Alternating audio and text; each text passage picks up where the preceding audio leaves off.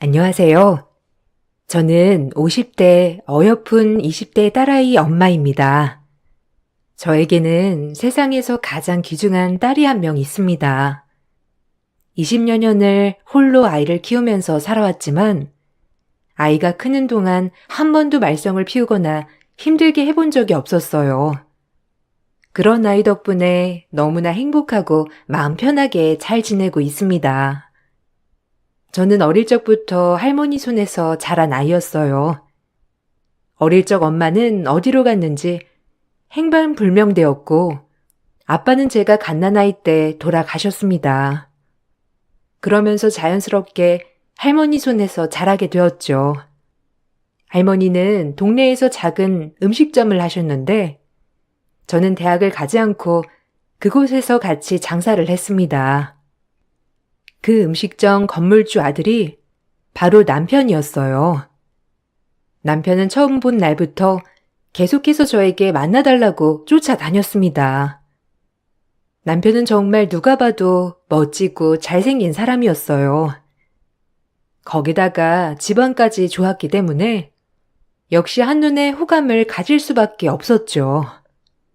그렇지만 만남을 갖기에는 너무나 부담스러운 상대였기 때문에 선뜻 만남을 찬성할 순 없었습니다. 거절을 하면 포기를 할 줄 알았던 남편의 구애는 몇 년 동안 이어졌어요. 그런 끈질긴 구애 끝에 저는 남편과 연애를 시작하게 되었습니다. 연애를 할 때는 정말 행복했죠. 남편은 다정한 사람이었고 하나부터 열까지 뭐든 다 주는 사람이었습니다. 그렇게 행복한 연애를 하다가 저희는 임신을 하게 되었어요. 걱정이 너무나 컸지만 남편은 자신만 믿으라며 걱정하지 말라며 이야기를 하더라고요. 아무리 사랑했던 남편이지만 시댁은 정말 쉽지 않았어요. 어디서 굴러온 앤지 모르겠지만 너 참 뻔뻔하다. 어디까지 뻔뻔할 예정이니? 우리 건물 가게 손녀딸이라고 해서 참 별게 다 붙는다 생각했는데 그래, 연애까지는 뭐 그럴 수 있다고 치더라도 젊은 남녀가 그냥 겉만 보고 그런 감정이 생길 수 있다고 했는데 너 진짜 하다 별짓을 다 한다. 어떻게 임신까지 했니? 너 지금 이렇게 결혼하겠다고 오는 게 말이나 되는 소리라고 생각하니? 참나. 말도 꺼낼 거 없고 당장 지울 생각이나 해. 어머님, 죄송합니다. 먼저 인사를 드렸어야 하는 건데 이렇게 뵙게 되어서 죄송해요. 그래도 아이는 지울 수 없어요. 저 이 사람이랑 결혼하고 싶습니다. 제가 부족한 점이 많다는 거 알고 있습니다. 제가 더 노력하고 잘할게요. 제 배경이 신경 쓰이신다는 거 알고 있어요. 그렇지만 저도 나름 착실하게 일하고 있습니다. 한 번만 저를 지켜봐 주시면 안 될까요? 아, 야, 내가 너 같은 애 한두 번 본 줄 알아?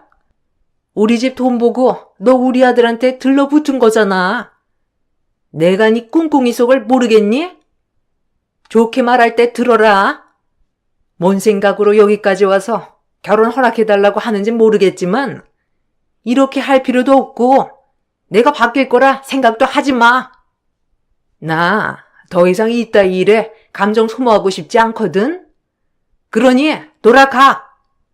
난 죽어도 너 며느리로 받아들일 생각 없으니까. 당장 그 애는 지우고 내 손으로 끌어다가 가기 전에 네 발로 순순히 가. 알았니? 엄마, 제발 몇 번만 더 만나봐. 윤지 좋은 애야. 자기 삶 열심히 사는 아이고 누구보다 착하고 좋은 사람이야. 엄마도 그런 사람 만나라며.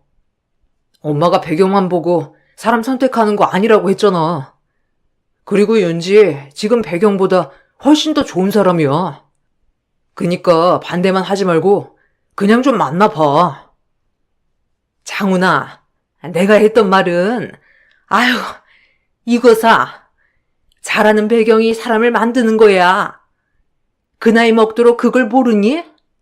하긴 네 주변에는 다 좋은 배경이 있는 아이들이니 이렇게 막 굴러먹은 애는 또 다르게 느껴질 수 있지. 근데 그거 사랑 아니다. 네가 이런 애들 속을 아직 몰라서 그래. 나중에 너 시간 조금만 지나봐. 친구들 안에는 다 잘나가고 빵빵한 집안 사람들인데 네 안에는 쥐뿔도 없으면 너 그거 얼마나 신경 쓰인지 아니? 아휴, 너 나중에 후회할 생각하지 말고 지금 끝내. 엄마가 반대해도 이제 어쩔 수 없어. 이미 건물 사람들이랑 동네 사람들한테 다 소개해버렸어. 임신한 것도 다 알고 있다고. 그러니까 엄마가 이제 와서 반대해도 소용없다고. 우리 결혼할 거니까 그렇게 알아. 인정 안 해준다고 하면서 며느리 대접 안 해주면 동네방네 소문날 거야. 엄마 그렇게 하는 거 제일 싫어하잖아. 헤어지고 아이도 지웠다고 하면 엄마가 욕먹을 거 알지? 뭐? 너 어떻게 엄마한테 그럴 수 있어?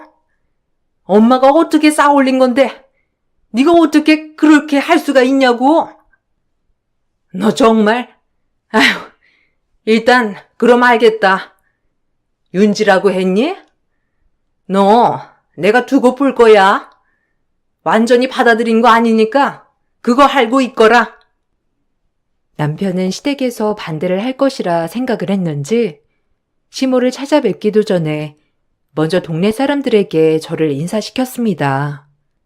무엇보다 사회적인 체면이 중요한 시모는 어쩔 수 없이 저를 받아들이게 된 것이었어요. 그렇게 우리는 결혼을 하게 되었죠. 예상했던 것처럼 시집살이 역시 쉽지 않았습니다. 특히나 시모는 저를 생전 알지 못했던 남보다도 더 못한 사이로 대했죠. 야, 넌 정신머리가 있는 거냐 없는 거냐? 어떻게 남편 아침 하나를 제대로 챙겨주지도 않아? 앞으로 아침마다 아침밥 차리고 나한테 연락해. 그리고 장 보고 나서 영수증도 꼼꼼하게 나한테 다 보고하고. 살림을 어떻게 하길래 이따위로 생활비를 다 쓰고 있어? 아니 이렇게 개판으로 살림할 거면 왜 시집을 오겠다고 그 난리를 피운 거야? 생활비는 너 하는 거 보면서 올려주든지 말든지 할 거야. 어머님, 그래도 저희 한 가정인데 이렇게까지 해야 하나요? 저한테 맡겨주시면 안 될까요? 저도 결혼을 한 지 얼마 안 됐는데 바로 적응을 하기는 힘들어서 그래요. 조금 더 지켜봐 주시면 안 되는 거예요? 앞으로 열심히 배워서 노력할 테니까 조금 더 지켜봐 주세요. 그래, 네가 거지 근성이 어디 가겠니? 네 할머니도 나한테 그렇게 임대료 낮춰달라고 뭐 해달라 매번 부탁만 하더니만 그 비가 어디 가겠어? 너한테 그렇게 해줄 마음 없으니까 제발 그 입 좀 다물어. 생활비 주는 대로 맞춰서 살림하는 게 주부의 몫이다. 그것조차 못하면서 무슨 살림을 하겠다고. 너 이 정도는 각오한 거 아니었니? 이제라도 힘들면 그만둬라. 아니에요.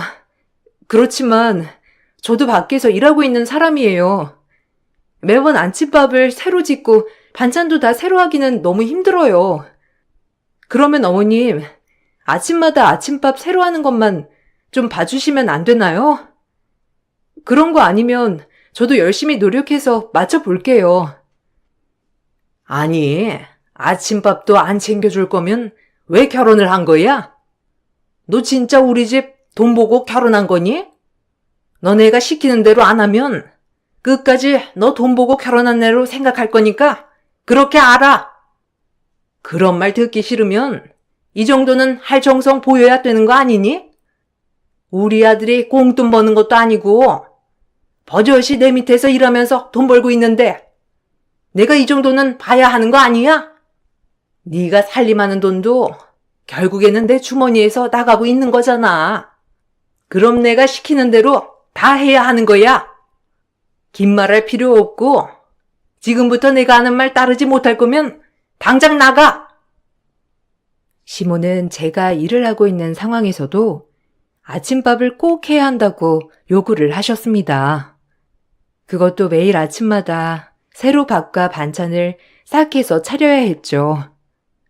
늘 제 편일 줄 알았던 남편은 결혼을 하고 나서 점점 저에 대한 애정도 시들해지는 것이 느껴졌습니다.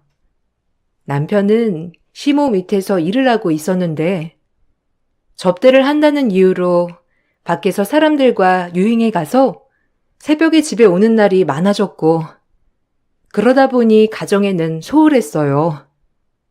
겨우 결혼 3개월이 지났을 때였지만 남편은 결혼 전에 다정한 사람이 아니었죠.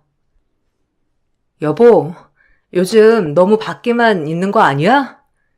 아이도 이제 점점 커가고 같이 병원도 좀 가주면 좋을 것 같아. 아이가 이제 벌써 임신 5개월이나 됐어. 당신 아이가 어떻게 크는지 궁금하지 않아?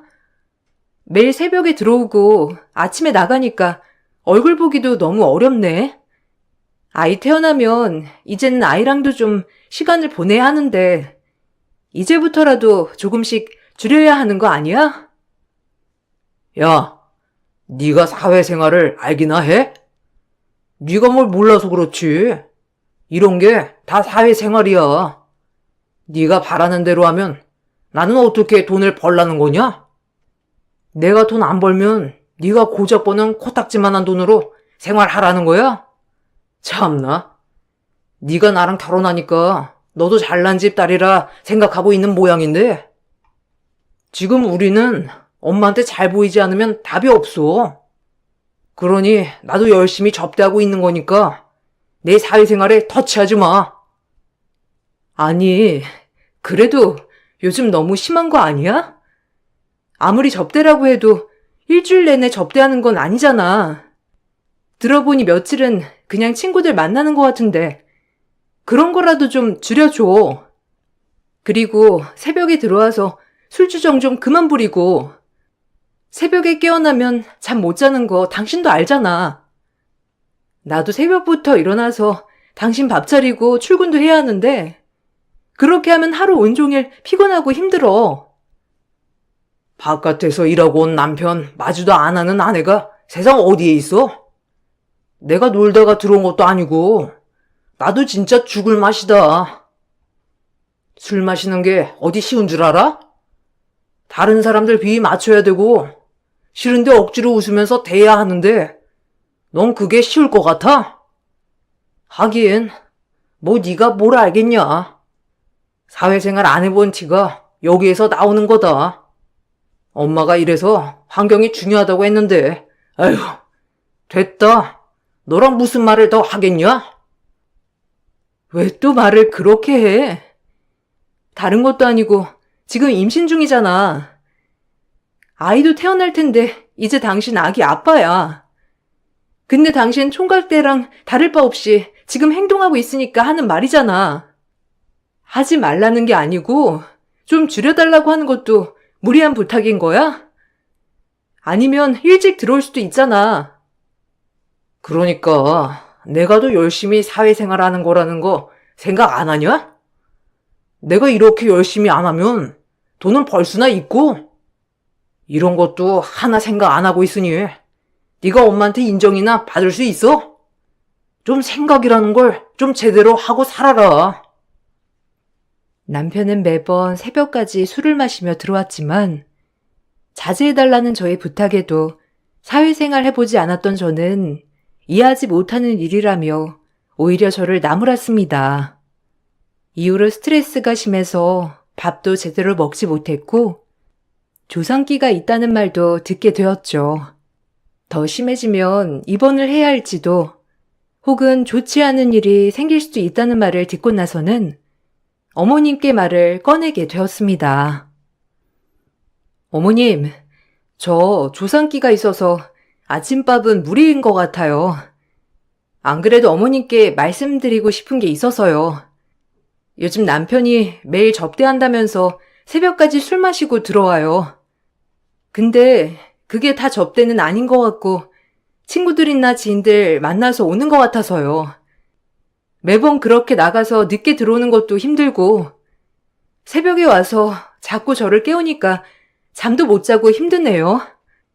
그래서 아침밥은 간단하게 차릴게요. 넌 뭐 하나 쉽게 가는 게 없냐? 조상끼라면 아이 일찍 나온다는 거니 차라리 잘 됐다. 네가 아이 탓하면서 이것저것 못한다, 싫다 하는 것도 꼴보기가 싫었는데 차라리 일찍 낳는 게 더 낫지 뭐. 그리고 너는 남편이 밖에서 그렇게 열심히 일하는데 잘한다 하지는 못할 망정 네 잠 깨운다고 지금 탓하는 거냐? 이래서 안사람을 잘 둬야 하는 건데. 아유. 제 잠을 깨운다고 그런 말을 하는 거 아니에요. 이제 곧 아이도 태어날 텐데 계속 그렇게 늦게 집에 오고 가정일에는 전혀 신경도 안 쓰고 그래서 말씀드리는 거예요. 아이 태어나면 같이 아이 돌봐야 할 텐데 솔직히 아무것도 하지 않아서 걱정이에요. 사실 말하면 좀 서운해요. 제 뱃속에 있긴 하지만 남편 아이기도 하잖아요. 근데 저만 너무 동동거리는 것 같아서 너무 서운하다고요. 넌 참 서운한 것도 많다. 남자는 아이가 태어나야 아빠가 된 걸 실감한다고 하는데 솔직히 말하면 네 뱃속에 있는 애가 자기 애인지 아닌지도 모르는 상황에서 어떻게 지금부터 마음이 생기겠니? 다 네가 감당할 일이야. 그런 거 생각하고 결혼한 거 아니야? 그리고 네가 건강하게 몸 챙기면 조상끼든 뭐든 생기겠니? 다 네가 건강 안 챙기고 그러니 네 애도 네 뱃속이 싫은가 보구나. 그거 다 네 탓이다. 지금 누구 탓하고 있는 거냐? 머리 아픈 소리 하지 말고 하던 대로 아침밥 그대로 차리거라. 너 그거 핑계대고 있는 거야. 조상끼로 배가 뭉치고 아프다고 하는데도 불구하고 시모는 제가 핑계를 대고 있다면서 저를 생각해 주지도 않았죠. 시모와 합가에 살면서 생활비도 시모가 직접 저에게 주었기 때문에 조금이라도 마음에 들지 않는 것이 있으면 생활비는 반밖에 보내주지 않았습니다. 정말 힘들었지만 겨우겨우 버텨낼 수 있었던 이유는 뱃속에 아이도 있었지만 하나밖에 없는 가족이었던 할머니 때문이었죠. 제가 결혼을 하고 나서부터 할머니는 시모의 건물에서 무상으로 가게를 운영할 수 있게 되었어요. 시모가 다른 사람들 시선 때문에 그렇게 결정을 한 일이긴 했지만 저는 그것만으로도 견뎌낼 수 있었습니다. 그렇지만 할머니는 제가 결혼한 지 7개월 만에 돌아가시게 되었어요. 심한 상실감과 우울을 겪었지만 그런 와중에도 저를 위로해주는 사람은 없었습니다. 특히나 시모는 할머니가 돌아가시니 그 자리에 다시 임차인을 받을 수 있겠다면서 너무나 좋아했죠. 그 모습을 보고 저는 더 이상 참을 수 없었어요. 아니, 어쩜 이렇게 타이밍이 딱 알맞냐? 거기 들어가고 싶다는 사람이 있었는데 이렇게 떡하니 비네. 타이밍이 굿이다, 굿. 아유, 안 그래도 거기 위치가 우리 건물에서 제일 좋지 않니?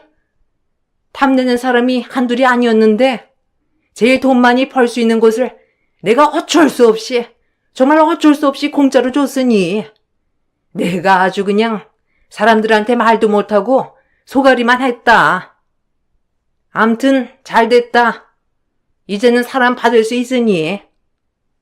야, 너 거기 물품 필요 없지? 뭐 네가 가지고 갈 것도 없고 그냥 다 놔둬. 다음 들어올 사람한테 필요한 거 쓰라고 하게.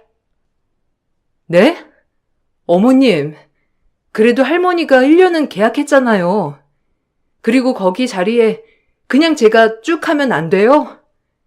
지금까지 저랑 같이 일했고 저 레시피도 다 알고 있어요. 아무리 할머니가 사장님이었어도 저도 같이 했고 계속 장사할 수 있어요. 이렇게 그냥 정리하시면 어떻게 해요? 정리하시려거든 거기 기물들은 제가 처분하거나 가지고 갈게요. 참나. 너는 거기 임대료가 얼마인 줄이나 알고 말하는 거니? 내가 다른 사람 보는 눈도 있고 해서 그냥 거기 공짜로 운영하라고 한 거지. 무슨 1년 계약을 했다고 난리냐? 내가 할머니도 없는데 거기를 그냥 둘 필요가 뭐가 있어? 그리고 거기 계속 운영하려면 너 그동안 안 내고 운영한 돈 다 내고 들어가. 네가 낼 거라고 하면 계속 운영하고. 근데 너 감당이나 할 수 있니? 너 진짜 웃긴다. 우리 집에 들어왔다고 급이 올라갔다 생각하나 봐. 엄마, 진짜 그런가? 야, 네가 거기 운영해서 뭐 할 거야? 거기 해봤자 얼마 나오지도 않을 텐데. 그리고 지금껏 엄마가 임대료도 안 받고 무상으로 빌려준 건데 네가 왜 거길 탐내? 엄마, 안 그래도 거기 쭉 이렇게 돈 못 받을까 봐 걱정 많았잖아.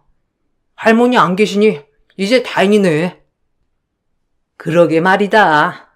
아휴, 내가 그때 뭔 정신으로 그런 말을 꺼냈는지. 상가 사람들도 다 나 보면서 어떻게 할까 보는 것 같았다니까. 아무튼 내가 진짜 조마조마했다. 장사하실까 봐. 땅값도 올라서 임대료 올려야 하는데 내년에도 계시면 어쩌지? 내가 고민이 많았다니까.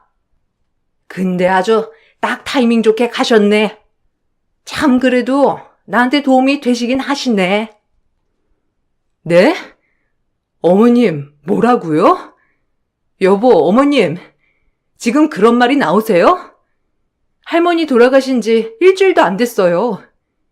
저한테 하나밖에 없는 가족인데, 근데 잘 가셨다는 말이 어떻게 나오실 수 있어요? 평생 할머니만 보고 살았던 제 앞에서 어떻게 그따위 말을 하실 수 있냐고요? 어머, 얘 봐라. 화도 내네. 그런 말 할 수 있지 뭘 그러니? 그리고 너희 할머니 정도면 호상이라고 하는 거야. 오래 사셨지 뭐. 거기다가 너 거기가 얼마나 비싼 곳인지나 알고서 이렇게 화내는 거니? 그걸 1년 공짜로 들어가서 장사하라고 한 거면 이런 말 할 수 있는 거 아니니? 염치가 있으면 알아서 돈 줬겠지만 너는 염치도 없잖아. 내가 뭐 못할 말 한 것도 아닌데 네가 왜 소리 지르냐? 하여튼 없는 것들이 더하다니까. 제발 그만하세요. 저 무시하는 것도 죽기 살기로 참았는데 그런데 돌아가신 할머니도 이런 식으로 모욕하시나요? 더 이상은 저 못 참겠습니다. 이렇게 교양 없고 예의도 없는 집안에서는 단 한순간도 못 있겠네요. 당신, 우리 그만 살자. 이혼해. 도를 넘는 시모와 남편의 태도에 저는 이혼을 선언했습니다. 남편은 조금 놀라는 눈치였지만 시모는 저의 이혼 선언에 너무나 기뻐했죠. 처음에 남편은 주저했지만 시모가 뭐라 말을 했던 건지 합의를 하자고 제안을 해왔습니다. 이혼을 하면서 정리를 하기 위해 남편을 만난 날까지도 시모는 함께 동석을 했죠. 아, 당신 어머님까지 모시고 왔어? 끝까지 참 대단하다 정말.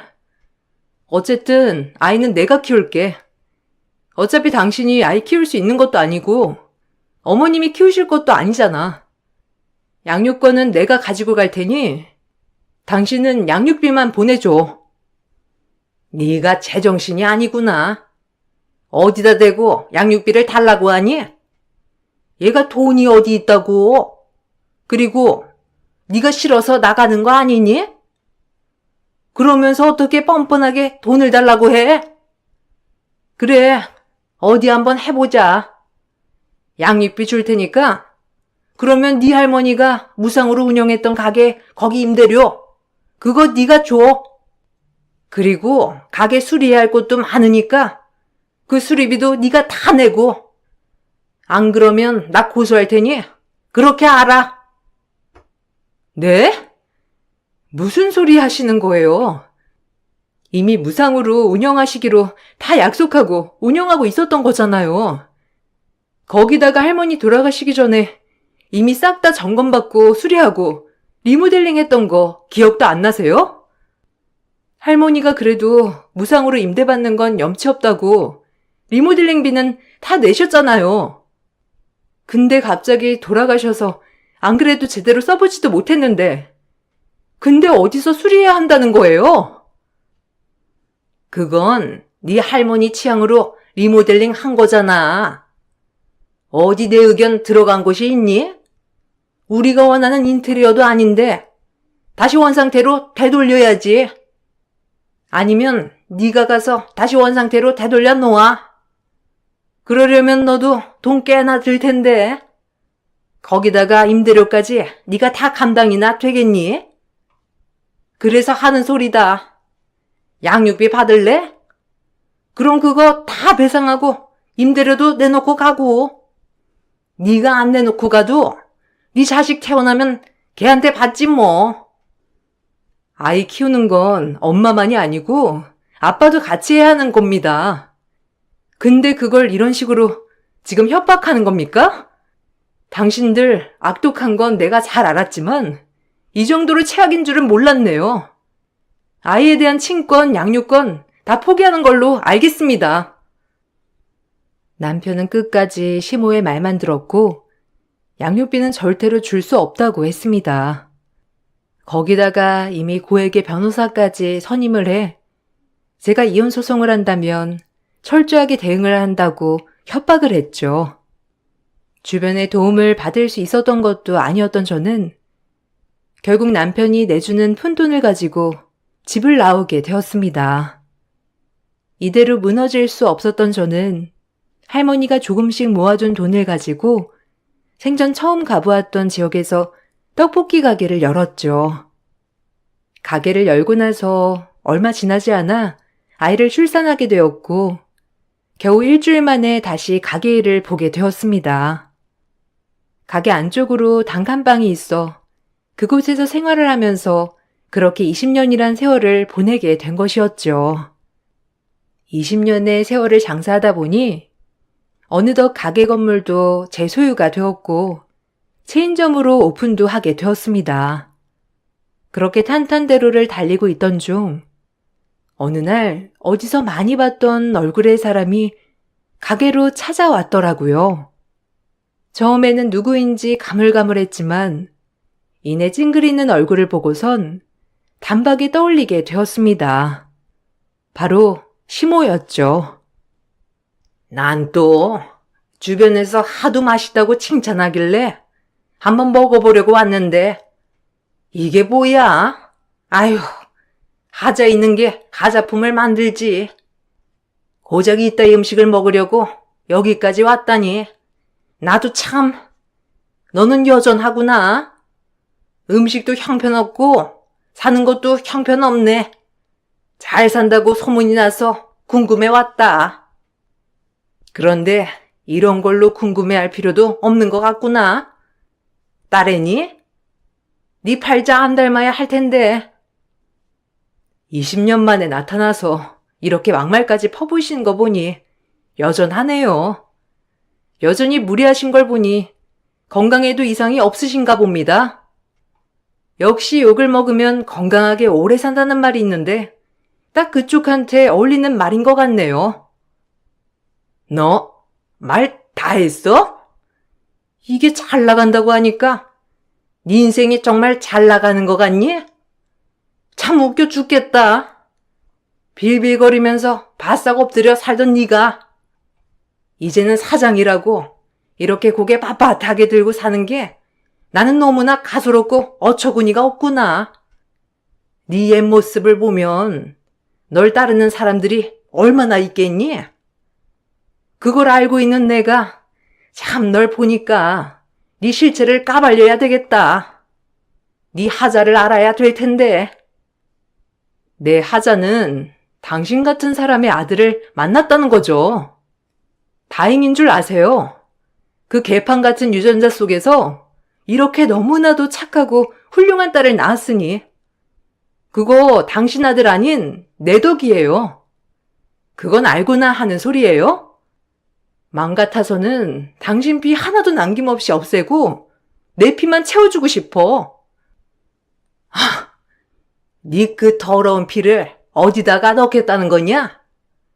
이따위 떡볶이집 하면서 애를 얼마나 고생시켰을지 안 봐도 뻔하지. 내 손녀, 이제 내가 데리고 갈 테니 그렇게 알아라. 20년 내가 양보했으니까 이제는 내가 데리고 가마.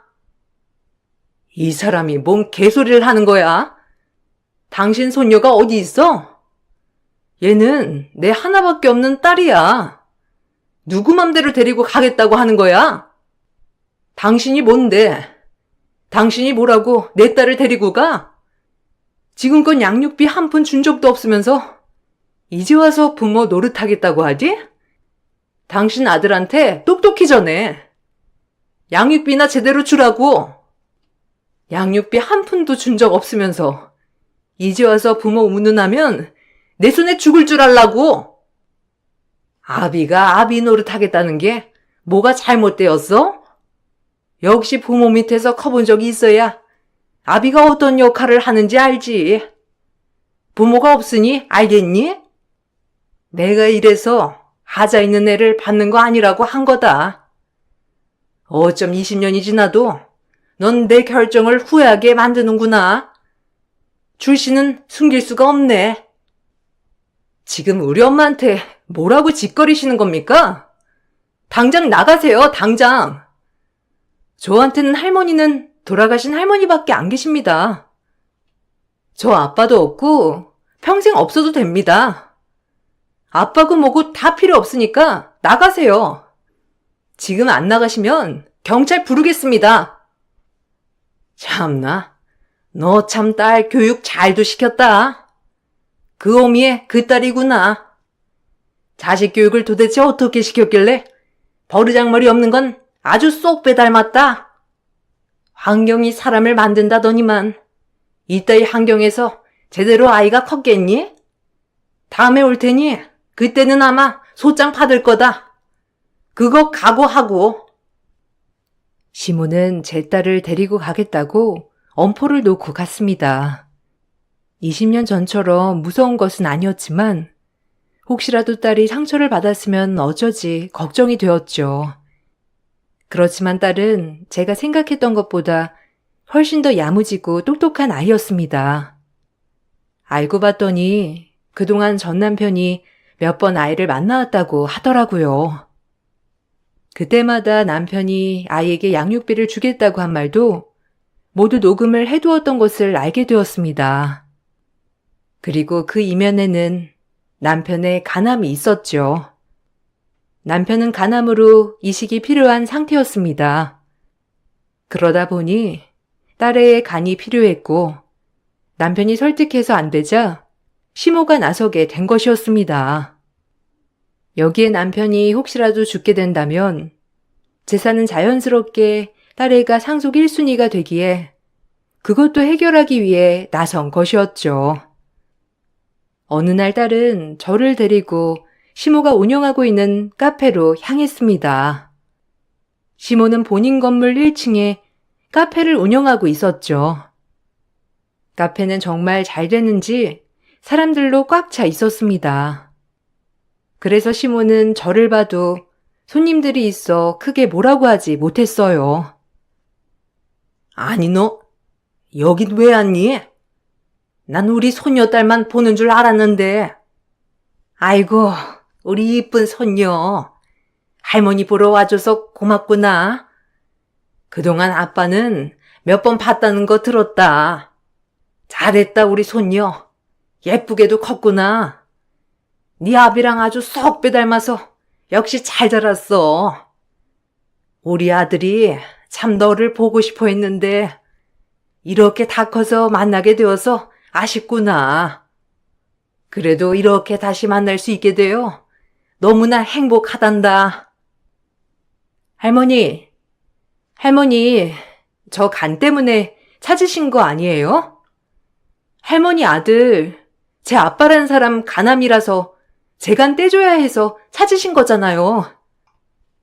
지금까지 20년 가까이 연락 한 통 안 하시다가 이제와 아빠고 할머니고 부랴부랴 저 찾으신 이유가 간이식 때문 아니에요? 그래, 그럼 단도직입적으로 물어볼게요. 제가 간 이식해드리면 지금까지 안 주신 양육비 그제야 주실 건가요? 아니, 얘가 무슨 소리를 하는 거야? 일단, 우리 자리 좀 옮기자꾸나. 아니다. 아빠 만나러 갈래? 아빠 지금 병원에 있거든. 가서 아빠랑 보고 이야기도 나누자꾸나. 아무래도 엄마는 불편할 수 있으니까 집에 모셔다 드리고. 그리고 우리가 널 안 보긴 왜 안 봐? 우리도 보려고 했는데 상황상 못 본 거야. 내가 나중에 자세히 말해줄 테니까 여기서 이렇게 크게 말하지 말고 일단 나가자. 왜요? 할머니, 임신한 며느리 내쫓아 놓고서 양육비도 안 주고 오히려 협박하셨다는 거 저 다 알고 있어요. 원래 그러신 분인 거 다 아니까 가면 쓰고 말하시지 않으셔도 돼요. 아, 혹시 카페 손님들 때문이세요? 아니, 할머니, 그렇게 남들 시선 눈치 보는 사람이셨어요? 그러면 임신한 며느리 그렇게 내쫓지도 않았어야죠. 아니면 양육비라도 꼬박꼬박 주라고 하던지. 아니면 이제 와서 아들 간암 걸리니까 쫓겨냈던 손녀딸 간 욕심이라도 내지 마셨어야죠. 아니, 얘가 왜 이래? 너 지금 무슨 말을 하는 거야? 내가 언제 네 간을 탈라고 했니? 아휴, 얘가 큰일 날 소리를 하네. 일단 우리 여기서 나가서 말하자. 손님들도 많이 있고. 이런 개인사는 자꾸 밖으로 말하면 안 되는 거야. 아휴, 어미야, 너는 왜 애한테 말도 안 되는 소리를 해가지고 이렇게 난감하게 만들어? 와, 할머니 진짜 웃긴다. 아시잖아요. 아빠도 저한테 간이식 검사해달라고 제일 처음에 부탁했던 거. 그거 다 아시고 오신 거 아니세요? 아빠한테 저 싫다고 했거든요. 간이식 저 해주기 싫어요. 사실 아빠라고도 하기 싫은데 그렇게 해야 여기 있는 손님들이 여기 사장이 그딴 사람인 줄 아니까 이렇게 말하는 거예요.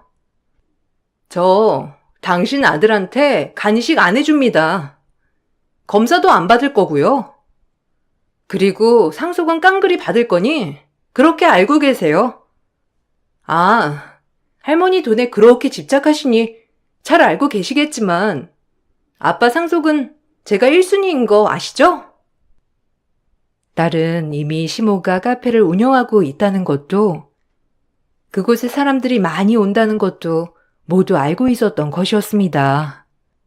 그래서 가장 사람이 많이 오는 시간을 노려서 저를 데리고 갔던 것이었고 그 자리에서 시모와 남편의 속셈을 모든 사람들이 들리는 소리로 크게 말을 꺼냈던 것이었죠.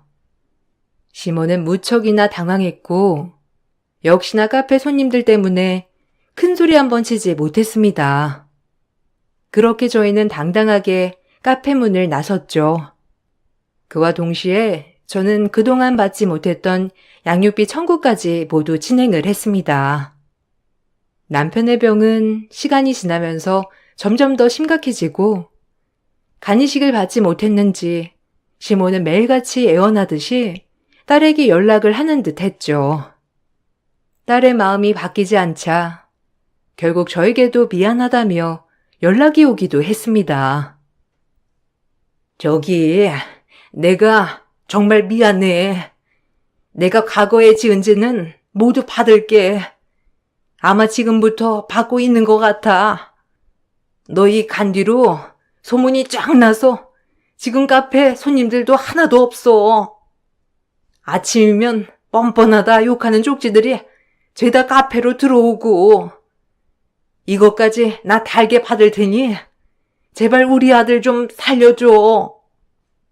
손녀, 한 번만 검사라도 받게 해주면 안 되겠니?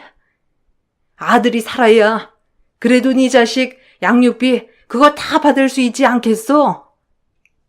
그렇게 법 좋아하셨던 분이 거기까지는 알아보지 않으셨나 봐요. 남편 죽어도 이미 양육비 모두 주겠다고 약속한 증거가 있어서 청구할 수 있어요. 인지 청구라고 드러나 보셨는지 모르겠네요. 딸한테는 이미 양육비 다 주겠다고 약속까지 다 해놨던데요? 남편이 살든 말든 저랑 상관없는 일이고 제 딸 간 거기다가 떼어주고 싶은 생각 없습니다. 제 생각이나 딸 생각이나 마찬가지고요. 이제 와서 미안하다고 하면 그게 용서가 되겠어요? 제발 부탁이야. 내가 정말 잘못했다. 차라리 나를 욕하고 나를 미워하렴. 우리 아들은 잘못이 없어. 못난 어미 만나서 그런 거지. 그래도 네 자식 아빠잖니. 이렇게 죽어버리면 너도 죄책감으로 못 산다. 한 번만 검사라도 받게 해주면 안 되겠니? 죄책감이요? 제가 왜 죄책감 가질 거라고 생각하세요? 제 손으로 죽이지 못한 게 한이라고는 생각 안 하시고요? 20년 전에는 저희 할머니 돌아가셨을 때 그러셨잖아요. 타이밍 제대로라고. 저도 그렇게 생각하네요. 지금 타이밍이 딱이네요. 전 그렇게 생각하니 더 이상 연락하지 마세요. 저와 딸은 끝까지 검사를 받지 않았습니다. 아이가 클 때 한 번이라도 찾아왔으면 모를까? 자신의 간이식을 위해서 생전 궁금해하지도 그리워하지도 않았던 딸을 찾아왔던 것이 너무나 괘씸했죠. 남편은 생각보다 오래 살았고 시모의 카페는 망해버렸습니다. 생각보다 오래 살았던 남편의 간호를 위해 들어갔던 비용도 상당했다고 하더라고요. 남편은 간암으로 세상을 떠나게 되었습니다. 딸은 남편의 재산을 상속받았고 저는 그동안 받지 못했던 양육비를 모두 받을 수 있었습니다. 시모는 남편이 죽으면 재산이 손녀에게 갈까봐 남편에게 진작에 넘긴 건물도 다시 자신에게 돌리려 했지만 어찌된 영문인지 남편이 선뜻 해주지 않는 모양이더라고요. 이미 자식의 간병비로 재산을 대부분 써버린 시모는 동네방네 소문난 손녀딸 간을 탐낸다는 소식 때문에 동네 사람들에게도 미움을 받게 되었고 다른 지역으로 이사를 갔다고 하더라고요. 사람이 못된 짓을 하면 그 사람이 가장 사랑하는 사람이 벌을 받는다고 하는데 정말 그런 것 같네요. 저는 우리 딸을 가장 사랑하니 딸을 위해서라도 성실하게 살아야 할 것 같습니다. 저의 긴 사연 들어주셔서 감사합니다. 편안한 하루 보내시길 바랄게요.